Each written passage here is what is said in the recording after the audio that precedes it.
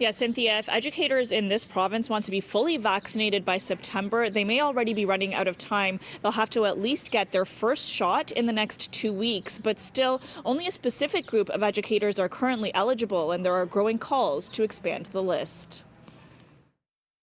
I personally feel that this government has sent me a message loud and clear that my labor is essential, but my life is not.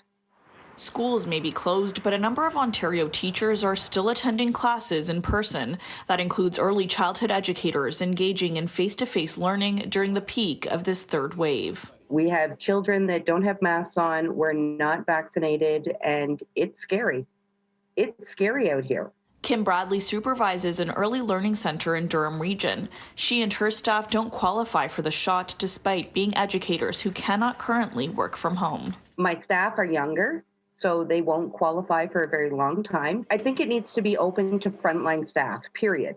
Ontario did expand eligibility to special needs educators across the province, as well as educators working in Toronto and Peel's hotspot neighbourhoods last week. Vaccination of childcare workers is not expected to begin until mid-May, unless the province receives more supply and is able to accelerate the timeline. I think it was a mistake saying, let's just do the hotspots, because what we're neglecting to realize is those hotspots are feeding the rest of Durham Region. But even educators in those hotspots who are currently eligible are having a difficult time booking appointments. What I've heard overwhelmingly, with a couple of exceptions, is they're not able to book vaccines into May. The local public health unit is telling them, actually, we don't even have you on our priority list. Just a whole lot of confusion and miscommunication and lack of access. With a 4-month wait between shots, educators would have to be vaccinated with their first dose in the next 2 weeks in order to be fully immunized by September. We asked the province if they're on track to meet that target. The Ministry of Health says, in part, the greatest challenge to Ontario's vaccine rollout remains a stable and reliable supply of vaccines.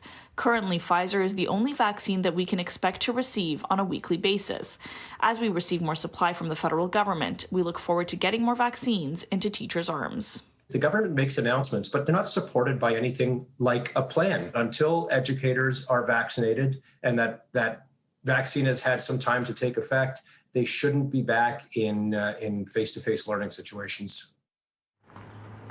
We did also ask the province how many educators have been able to book a vaccine so far. They say that data isn't available quite yet. And also the Ministry of Education says any education worker over the age of 40 is now eligible for a vaccine. That's, of course, because the AstraZeneca shot is now available to that age group. They also add that Minister Lecce has continued to advocate for the accelerated delivery of vaccines to all childcare and education workers as soon as supply is available. And their priority is keeping childcare centres open and most especially safe.